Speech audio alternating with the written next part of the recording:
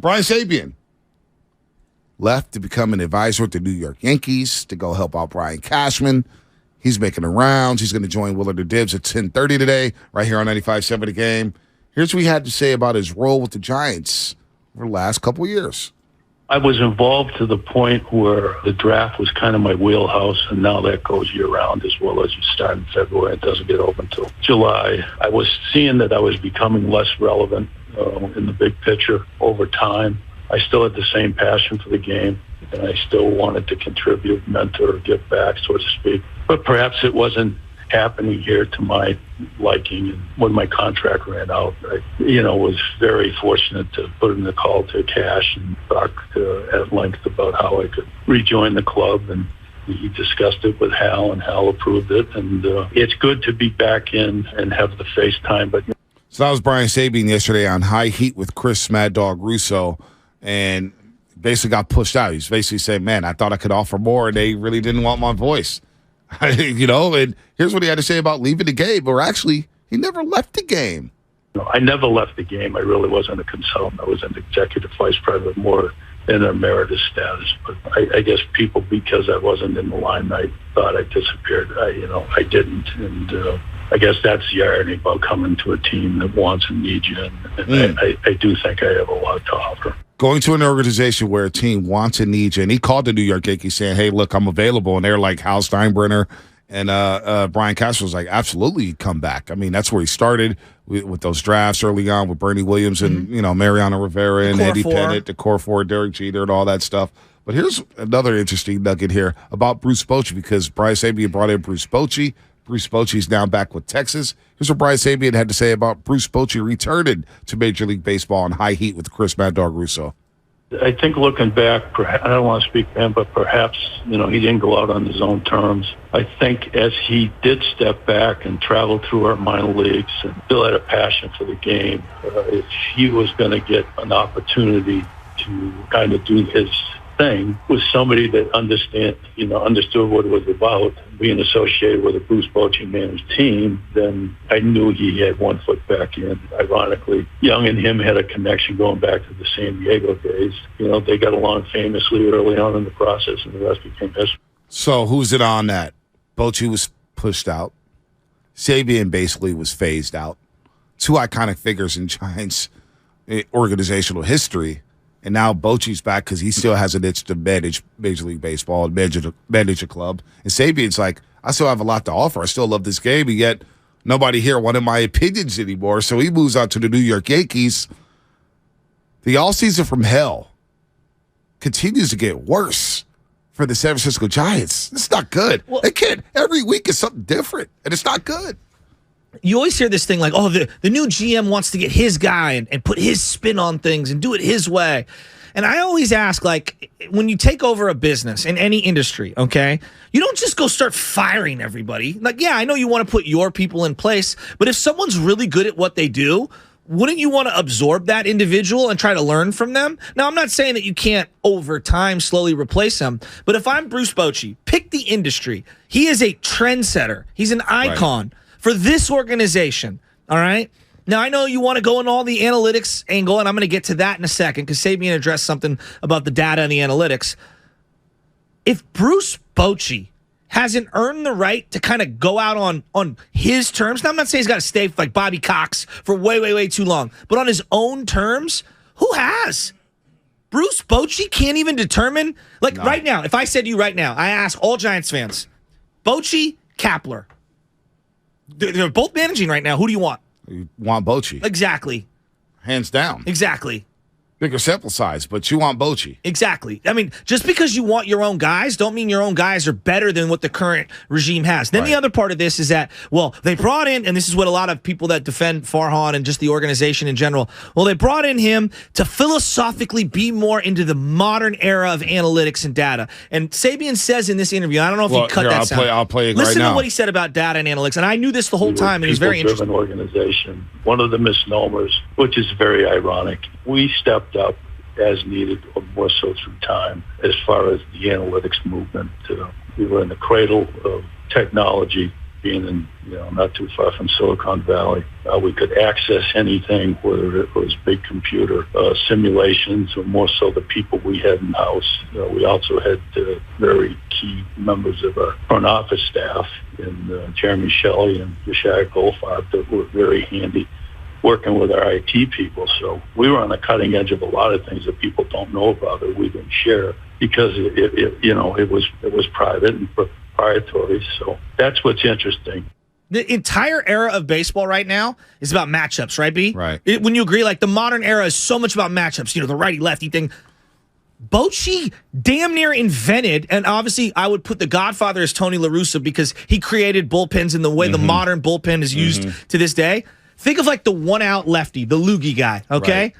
Right. Javi Lopez? Yeah. Javi Lopez was like a revelation to have this guy come out of nowhere, and he's got those side underarm and kind of come in and he's just going to get ground balls and get out lefties. All right, having Jeremy Affeldt with the big hook who could come in and also blow cheddar. Having Sergio Romo throw 1,000 sliders. Affeldt, he would face righties too, though, I know, sometimes. but my point being is that, like, when you look at how they assembled that bullpen in particular and how they were utilized, you can't tell me data wasn't involved in that. Well, data's always been involved, right? I mean, data's involved in all these sports now. In matchups, it's matchup driven. When you look at playoff series, you're going to look at the Golden State Warriors. Kuminga may play 25 minutes one series. The next series, he may not play more than 5 minutes a game. It's all about matchups. Matchups. Same thing with football. You try to get the right matchup.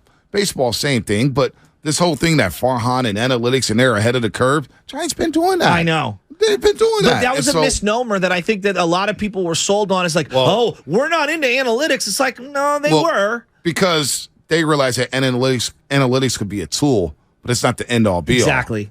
It's still a human element to managing the game. It's not just robots out there. Hey, this guy, number 55, is going to play second base. He's going to bat second today, when really he's an 8-hole hitter. Yeah. That's the Farhan Zaidi special. Yeah. All of a sudden, you're seeing Connor Joe. Remember Connor Joe? Yeah. He's batting leadoff one. It was, who the hell is Connor Joe? Like, seriously. I mean, and then here's what he had to say about building a culture in San Francisco. Here's what Sabian had to say about the culture on High Heat with Mad Dog Russo.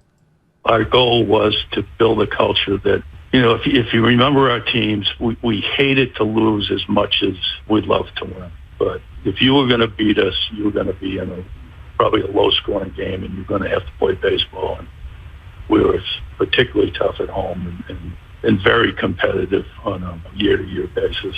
This, to me, is the most poignant part, and I just want to stop for just a second. Have the 49ers built a culture? No doubt. Okay?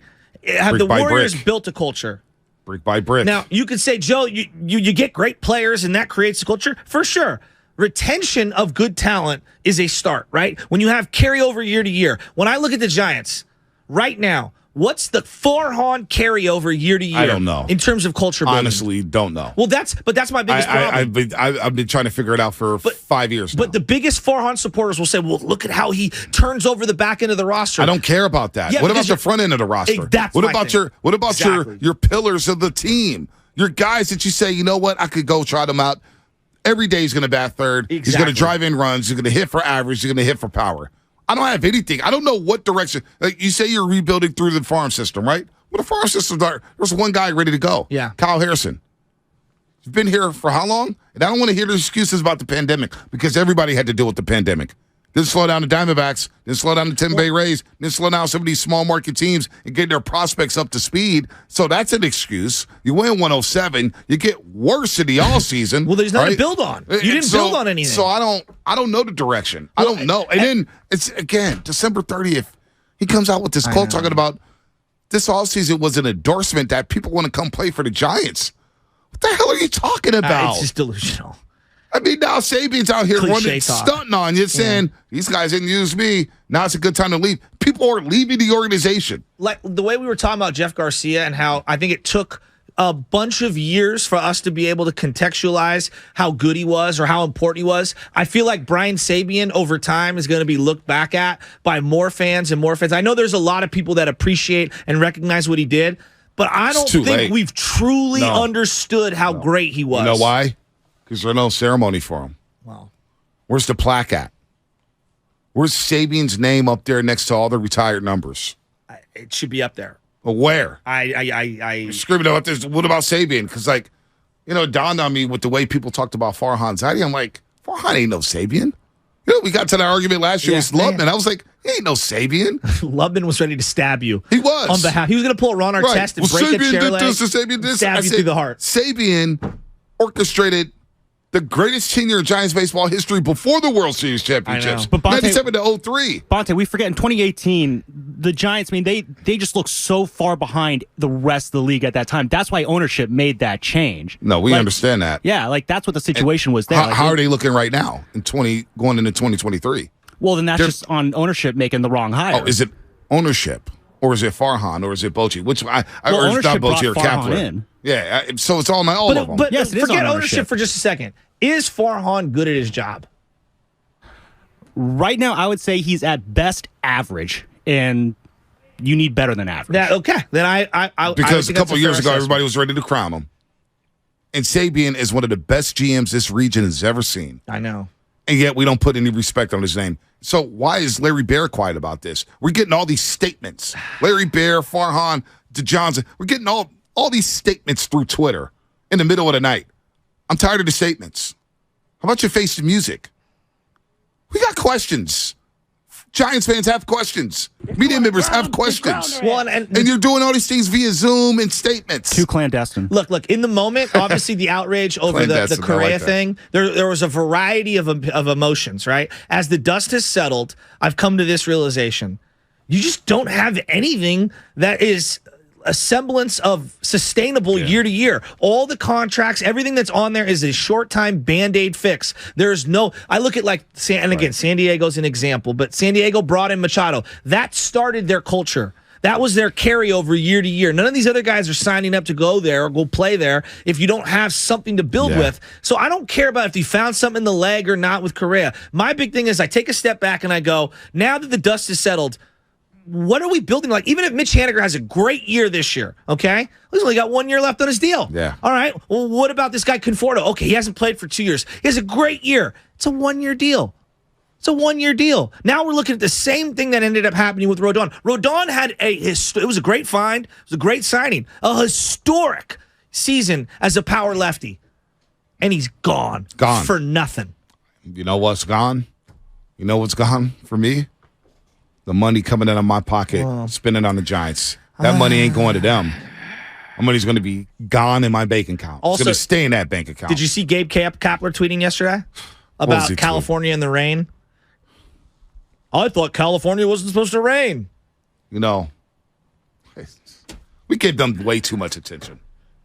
We give the Giants way too much attention for not doing anything. Seriously, let's talk about the winners. Let's talk about the Warriors. Let's talk about the Niners. Well, they were winners, and that's the sad part. They were winners. They were winners 5 years ago, 2016, and they had the 107 season, which looks like a fluke more and more each passing day. A fluke. They're the laughingstock of baseball. How did the Giants become the laughingstock of baseball? I don't know about laughing stock. People are laughing at them. They're pretty low right now. People are laughing at them. If they're not laughing, they're at least chuckling. This is about as low as I felt about the Giants, I'd say, since 09. Because 09 was pretty low.